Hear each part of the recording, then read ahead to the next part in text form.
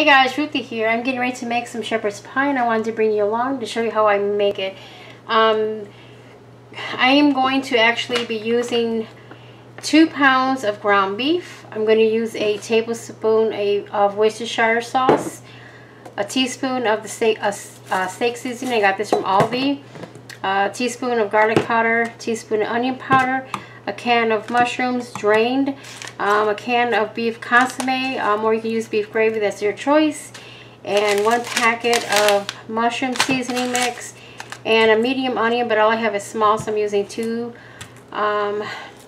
small onions for this, and also some potatoes. And all I have in the hand right now is instant, so I'm going to be using some instant potatoes. So the first thing I am going to do is get to chopping my onions finely, so that way I can cook them into along with the meat when I'm cooking it. So let me get this started really quick. Let me get all this stuff out of my way and show you just to get this onion chopped. And I'm not this is just how I chop my onions. So everybody does it differently, but this is what I do. So let me hurry up and get this chopped. And I like my onions chopped finely when I'm cooking with them, because I like the flavor, but I don't necessarily like the texture all the time in them. So I tend to chop them finely. So I'm just going to take this and cut this down the middle. And then I'm going to do slices across the long way of the half. And then I'm going to go across through the middle of it. And this will give me finely diced onion.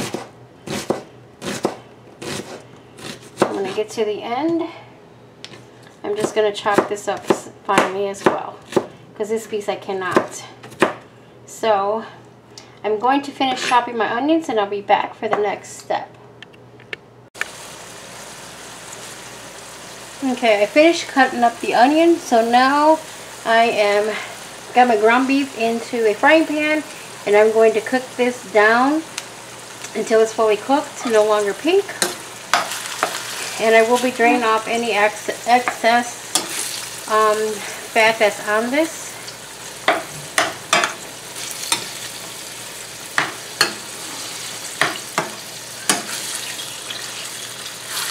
Also going to add in seasonings too at this time along with the onion, so that way the onion can cook down a little bit too and start to soften and not be crunchy. So let me get the onion and then let's proceed.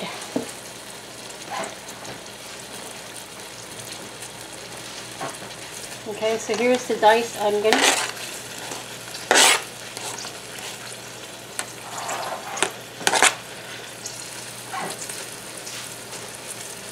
Let me give this another stir.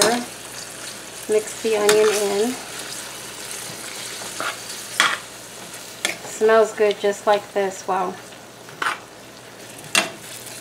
I love using fresh ingredients.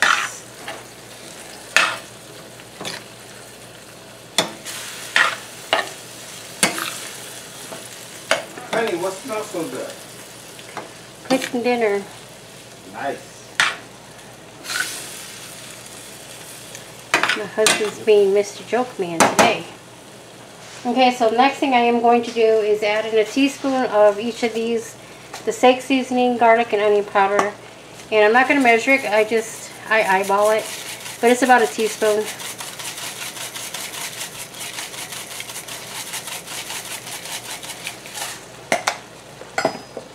And then garlic.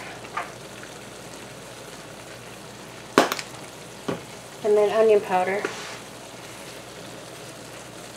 And you can modify the seasonings as your taste, as you like for your taste, which is fine.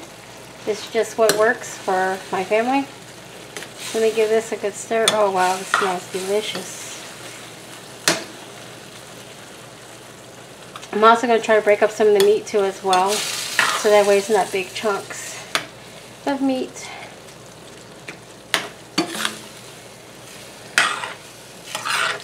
It's best when you're cooking dinners like this to have like a 90-10 meat. I think I had 75 or 80-20, so that's why it's producing more fat. But it's okay because I am draining it. I am going to add in some Worcestershire sauce at this time as well, so the meat can be flavored with it. So it's about a tablespoon.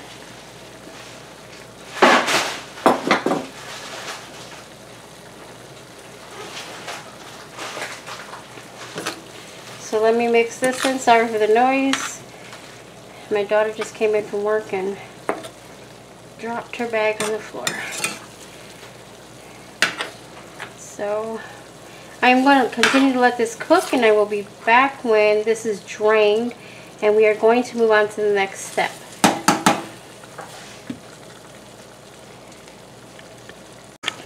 Okay, I forgot one ingredient, and it's the soup mix. I'm going to add in the soup mix at this point in time as well. So let me add this in here. Give it another good stir. But it is smelling fantastic right now. Oh my goodness. And I have my flame on medium high, so I can get this cooked a little bit faster. But you gotta stir it to make sure you don't burn it as well. So I'm going to continue cooking this until I drain it and move on to the next step. So I'll be right back. Okay, so my meat is finally all cooked fully through. I've drained it. I put it into the baking dish that I am going to use.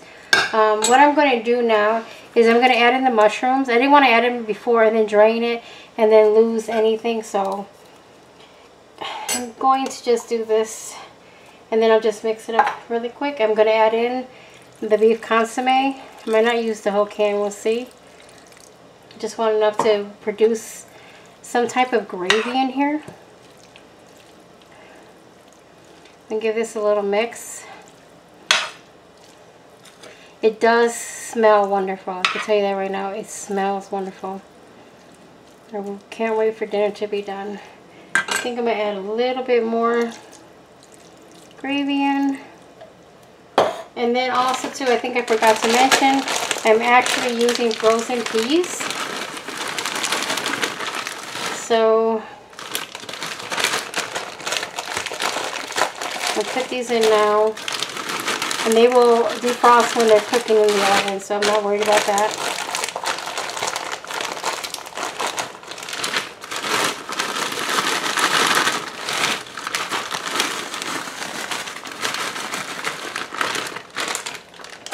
Let me mix this up. You can put corn or no vegetable if you don't want to. Broccoli, it's whatever your family likes. My family particularly don't like peas, but I do, so since I'm the one cooking it, I am going to put the peas in. I think I could use a little bit more peas.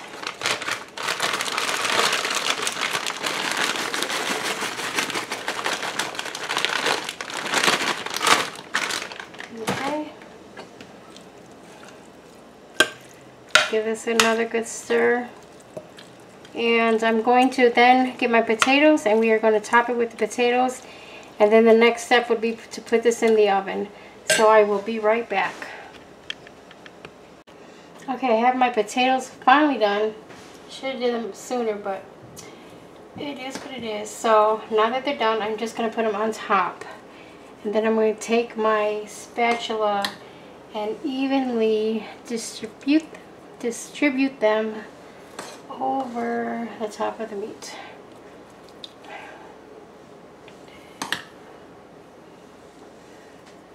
And I did add extra butter and milk to the mixture because I wanted them to be creamier.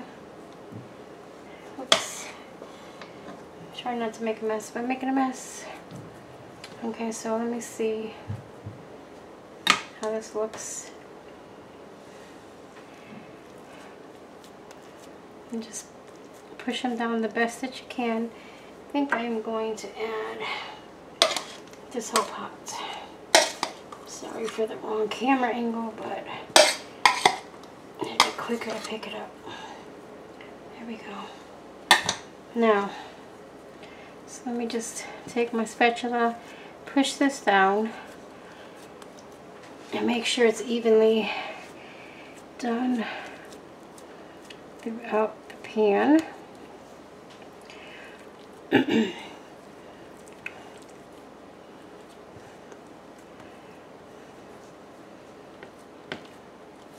Okay, that looks good. You can actually put cheese on top of this if you want. I am not doing that today. I am probably going to put this on a baking sheet so that way it doesn't spill over. I'm going to put this in a 375-degree oven for about 25 minutes. Everything in this is already cooked, so all I'm doing is just pretty much toasting the top of this and giving it a little extra cook, I guess you would say. But yeah, just toasting the top of it mainly. And then I will come back and show you the finished product. Okay, the shepherd's pie is done. It just came out the oven. It's been about 5 minutes, so let me serve a piece of it. It smells delicious. It really does smell delicious.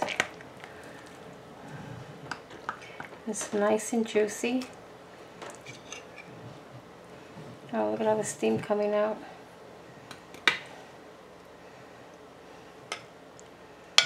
Oh, that looks good. That looks delicious and it smells delicious. So I hope you liked this video. If you did, please give me a thumbs up. I will have the full recipe and all the instructions and the measurements on my blog site, and which will be listed below in the description box. So until next time, bye.